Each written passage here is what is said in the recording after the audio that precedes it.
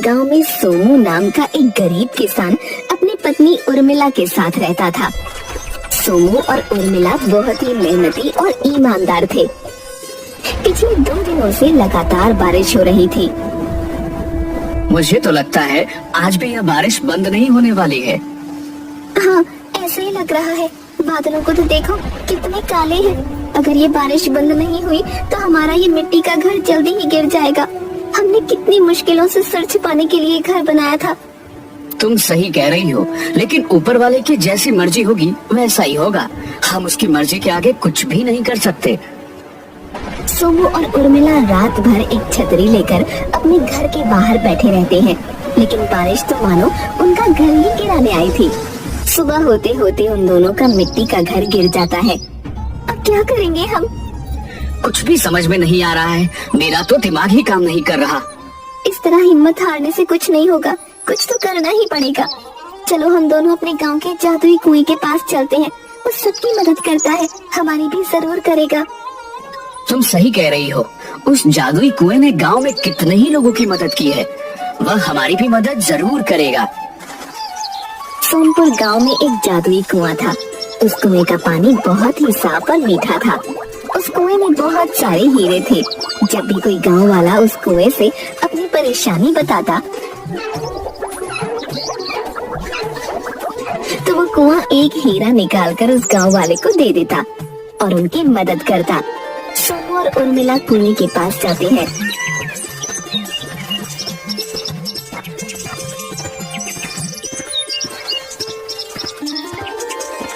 देखो तो इस कुएं का पानी कैसा चमक रहा है। जादुई कुएं, हम बड़ी उम्मीद लेकर आपके पास आए हैं। हमने बड़ी मेहनत से अपना एक छोटा सा मिट्टी का घर बनाया था ताकि हम सिर छुपा कर रह सके। लेकिन कल रात बारिश की वजह से हमारा वह मिट्टी का घर टूट गया। तुम गांव में सबकी मदद करते हो। हम बड़ी उम्मीद लेकर तुम्हारे पास आए हैं। तुम हमारी भी मदद कर दो। तुम दुखी मत हो सोमू। मैं जानता हूँ कि तुम दोनों बहुत ही मेहनती और ईमानदार हो। मुझे तुम्हारी मदद करके बहुत खुशी मिलेगी। अब तुम कुएं पर रखी बाल्टी को मेरे अंदर डालो और एक हीरा ले लो। सोमू और उर्मिला वैसा ही करते हैं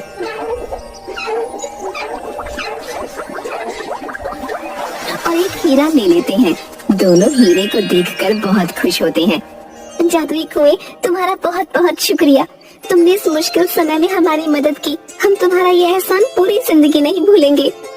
वो दोनों हीरा लेकर चल पड़ते हैं। गांव के लोगों की मदद करना कुएं को बहुत अच्छा लगता था और गांव वाले उस कुएं से बहुत प्यार करते थे। मैं सोच रहा हूँ कि इस हीरे को बेचने शहर चला जाऊँ। वहाँ मुझे इसके अच्छे पैसे मिल जाएंगे। तुम बिल्कुल ठीक सोच रहे हो। एक काम करो, शहर में तुम्हारे चाचा जी का बेटा रहता है ना, उसके घर चले जाओ। वो जरूर किसी अच्छी जगह पर इस हीरे का सौदा करवा देगा। मैं अभी निकल जाता हूँ ताकि कल सुबह तक हीरे का सौदा करके पैसे लेकर समय से वापस आ जाऊँ। ठीक है, तुम अभी शहर के लिए निकल जाओ। सोमू शहर में रहने वाले अपने चचेरे भाई नंदू के घर जाता है।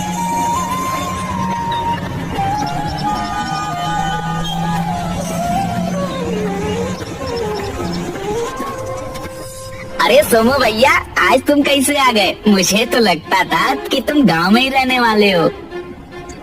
हाँ भाई, गांव तो मुझे बहुत पसंद है, लेकिन क्या बताऊं, इस बार बारिश की वजह से हमने जो घर बांधा था वह टूट गया। हम बड़ी मुश्किल में आ गए। मैंने तो तुमसे कितनी बार कहा कि मेरे साथ चलो, मैं तुम्हारी कहीं न कहीं नौकरी लगवा दूंगा, लेकिन ना जाने तुम्हें उस गांव से क्या लगाव है। वह सब बातें छोड़ दो। मैं तुम्हारे पास एक काम से आया हूँ। हाँ सोमू भैया, बोलिए, क्या बात है? सोमू अपने थैले में से हीरा निकालता है। मुझे इस हीरे का सौदा करना है। नंदू की आंखें चमक जाती हैं। भैया, आपके पास ये हीरा कहाँ से आया? सोमू नंदू को गांव के जादुई कुएं के बारे में बताता है। नंदू थोड़ा लालची किस्म का इंसान था और बिना मेहनत के पैसे कमाना चाहता था। जादुई कुएं की बात सुनकर नंदू के मन में लालच आ जाता है। ठीक है भैया, मैं इस हीरे को आपको बहुत अच्छा दाम दिलवा दूंगा। तुम्हारा बहुत एहसान होगा भाई।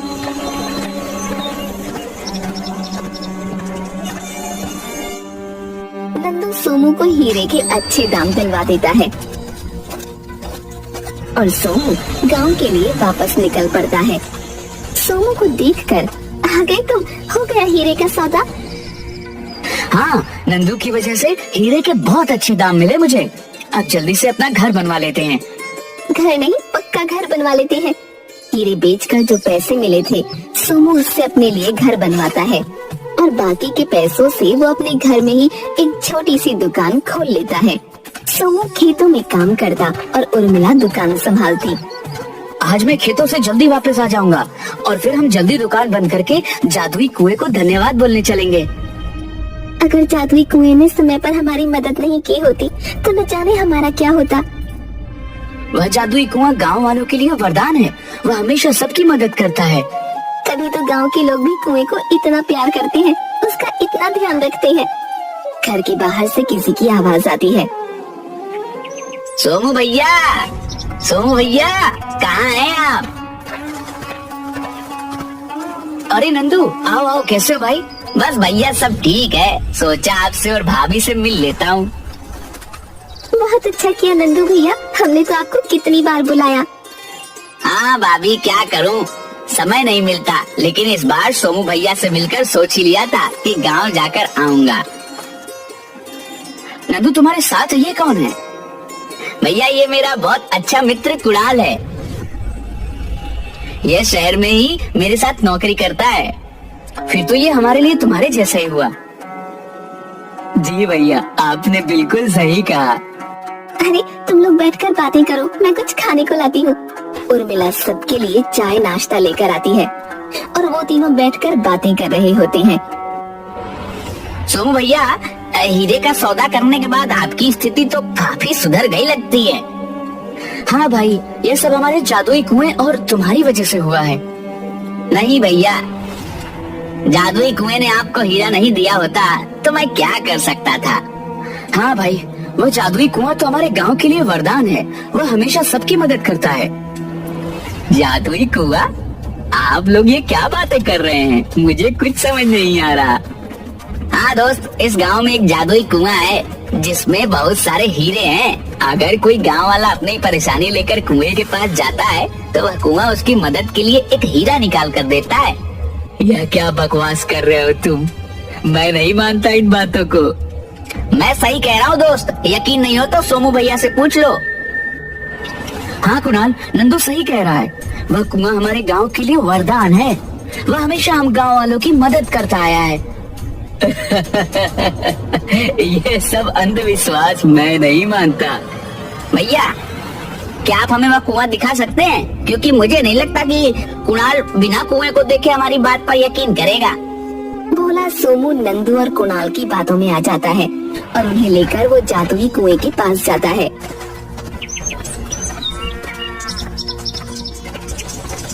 इतने हीरे मैंने सोचा ही नहीं था। तुम सही कह रहे हो भाई, इतने हीरे इस कुएं में हैं। अगर ये सारे हीरे किसी को मिल जाए तो वह राजा बन जाएगा। इस कुएं के बारे में एक बात बहुत प्रसिद्ध है। यह कुआं सिर्फ मजबूर लोगों की ही मदद करता है और एक बार में एक इंसान को सिर्फ एक ही हीरा देता है। कुएं के अंदर देखकर नंदू और कुणाल एक दूसरे को देखकर हंसते हैं और सोमू के घर रात गुजारने वापस चले जाते हैं। रात को सोमू और उर्मिला के सोने के बाद नंदू और कुणाल जादुई कुएं के पास जाते हैं। भाई, हमें किसी भी तरह ये सारे हीरे इस कुएं से निकालने होंगे। अगर ये सारे हीरे हमें मिल गए तो हमें कभी नौकरी करने की जरूरत नहीं होगी। हम दोनों रातों रात अमीर हो जाएंगे। लेकिन हमें यह काम बड़ी सावधानी से करना होगा। तुम सही कह रहे हो। चलो अब हम वापस चलते हैं और कल रात को सीधा शहर से गाड़ी लेकर आएंगे और रातों रात ये सारे हीरे निकाल कर वापस लौट जाएंगे। किसी को हम पर शक भी नहीं होगा। ठीक कहा तुमने। कल सुबह हम शहर जाने के लिए यहाँ से निकल पड़ते हैं। सबको लगेगा कि हम लोग तो वापस चले गए और किसी को हम पर शक भी नहीं होगा। कुणाल और नंदू दूसरे दिन सुबह शहर के लिए निकल जाते हैं और रात होते होते एक गाड़ी लेकर गांव के बाहर इंतजार करते हैं। देर रात दोनों जादुई कुएं के पास जाते हैं। भाई नंदू, तुम बोरे को पकड़ कर रखो और मैं इस बाल्टी से हीरे निकाल कर डालता जाता हूँ। नंदू और कुणाल जादुई कुएं की कोई बात नहीं सुनते और बाल्टी भर भर कर हीरे कुएं में से बाहर निकालने लगते हैं। जैसे ही बाल्टी कुएं से बाहर आती है, सारे हीरे गायब हो जाते हैं और सिर्फ पत्थर बचते हैं। ये क्या हो गया? हीरे कहाँ गए? बाल्टी में तो थे, लेकिन अब नहीं है। दोनों कुएं के अंदर देखते हैं। ये कुआं तो सूख गया। अब ना तो इसमें पानी है और ना ही हीरे दिख रहे हैं। यहाँ तो सिर्फ मिट्टी और पत्थर ही दिख रहे हैं। चलो जल्दी यहाँ से भाग जाते हैं। अगर किसी गांव वाले ने हमें यहाँ देख लिया तो ना जाने हमारा क्या करेंगे। दोनों वहाँ से भाग जाते हैं। थोड़ी दूर पहुँचने के बाद ही अचानक से नंदू चिल्लाता है, कुणाल भाई, अब मुझे कुछ नहीं दिख रहा है। अरे तुम कहाँ हो? मैं यही हूँ। क्या हो गया तुम्हें? अब मुझे कुछ भी दिखाई नहीं दे रहा। अब मुझे अपना हाथ दो। ये लो, मेरा हाथ पकड़ो। कुणाल अपना दाहिना हाथ नंदू की तरफ बढ़ाने की कोशिश करता है, लेकिन उसका हाथ उठता ही नहीं। अरे नंदू, मेरा दाहिना हाथ काम नहीं कर रहा है। मुझे तो लगता है हमारे पापों की सजा मिल गई। तुम ठीक कह रहे हो। हमें उस जादुई कुएं के पास वापस जाकर उससे माफी मांगनी होगी। वो दोनों जादुई कुएं के पास वापस जाते हैं। दूसरी तरफ सुबह दो गांव वाले जादुई कुएं के पास मदद मांगने आते हैं, और जब वो कुएं के अंदर देखते हैं तो कुआं सूख चुका होता है। जादुई कुएं, यह क्या हो गया तुम्हें? तुम सूख कैसे गए? मेरी मदद करो। मैंने हमेशा तुम गांव वालों की मदद की है। आज मुझे तुम्हारी मदद की जरूरत है। तुम बताओ हमें क्या करना है। हम तुम्हारे लिए सब कुछ करेंगे। पास के एक जंगल में एक आम का पेड़ है। उस पेड़ पर एक चुड़ैल रहती है। तुम्हें उस पेड़ का एक पत्ता लाकर मेरे अंदर डालना होगा और फिर मैं पहले की तरह हो जाऊंगा। हम तुम्हारी मदद तो करना चाहते हैं, लेकिन चुड़ैल से बहुत डर लगता है। उस चुड़ैल ने हमें खा लिया तो। धीरे धीरे जादुई कुएं के सूखने की बात पूरे गांव में फैल जाती है। सोमू और उर्मिला ये बात सुनकर जादुई कुएं के पास आते हैं। जादुई कुआं रो रो कर सबसे मदद मांग रहा होता है। तभी नंदू और कुणाल भी वहां आ जाते हैं। उन्हें अपने किए पर बहुत पछतावा हो रहा होता है। जादुई कुएं, हमें माफ कर दो। ये सब हमारी वजह से हुआ। अगर हम लालच नहीं करते तो आज तुम्हारी यह दशा नहीं होती। मैं तुमसे क्या कहूँ। एक तरफ तुमने अपने लालच पे आकर मुझे इस स्थिति में पहुंचा दिया, और दूसरी तरफ यह गांव वाले हैं जिनकी हमेशा बुरे वक्त में मैंने मदद की। आज मेरे बुरे वक्त में मेरी कोई मदद करने को तैयार नहीं है। नंदू और कुणाल को ही भेज दो, क्योंकि ये सब उनकी वजह से हुआ है। आप सब हमें माफ कर दीजिए। हमें अपनी गलती का एहसास हो गया है, लेकिन इस स्थिति में हम कैसे आम का पत्ता लेकर आएंगे? मैं तुम्हारी मदद करूंगा जादुई कुएं। तुम मुझे बताओ, तुम्हें पहले जैसा करने के लिए मुझे क्या करना होगा? पास के जंगल में आम के पेड़ पर चुड़ैल रहती है। तुम्हें उस पेड़ से एक पत्ता तोड़कर लाना होगा और मुझ में डालना होगा। मैं पहले जैसा हो जाऊंगा। जादुई कुएं, मैं अभी जंगल की तरफ जाता हूँ। उर्मिला और सोमू जंगल की तरफ निकल पड़ते हैं। वो जंगल के बीच में एक पेड़ के पास पहुंचते हैं और पेड़ से आवाज आती है, रुक जाओ, तुम आगे नहीं जा सकते हो। कौन हो तुम? सामने आकर बात करो। उस पेड़ में से एक परी निकलती है।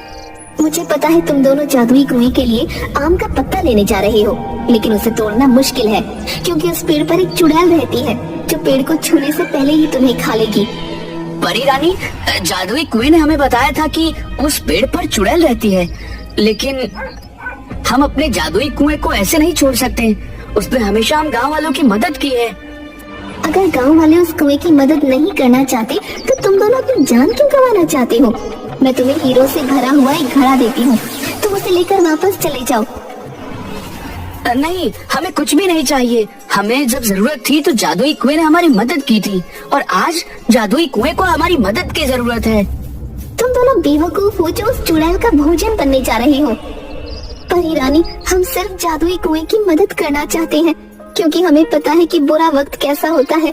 जादुई कुएं ने हमें हमारे बुरे वक्त से बाहर निकाला था, इसलिए आज अगर हमें अपने प्राण गंवाकर भी उसकी मदद करनी पड़ेगी तो हम जरूर करेंगे। तुम दोनों मेरी परीक्षा में पास हुए। कौन सी परीक्षा? मैं तो तुम दोनों की परीक्षा ले रही थी। क्या तुम दोनों घड़ा भर के हीरे लेकर वापस जाते हो या सच्चे दिल से जादुई कुएं की मदद करना चाहते हो? तुम दोनों बहुत नेक दिल हो। तुम मेरी ये जादुई छड़ी ले जाओ। आम के पेड़ के पास पहुंचकर इस छड़ी से 7 बार गोल गोल घुमाना। इसके जादू से कुछ समय के लिए वो चुड़ैल सो जाएगी और तुम दोनों जल्दी से आम का पत्ता लेकर वापस आ जाना। सोमू और उर्मिला परी की जादुई छड़ी लेकर आम के पेड़ के पास पहुंच जाते हैं और जैसा परी ने कहा था वैसा करते हैं।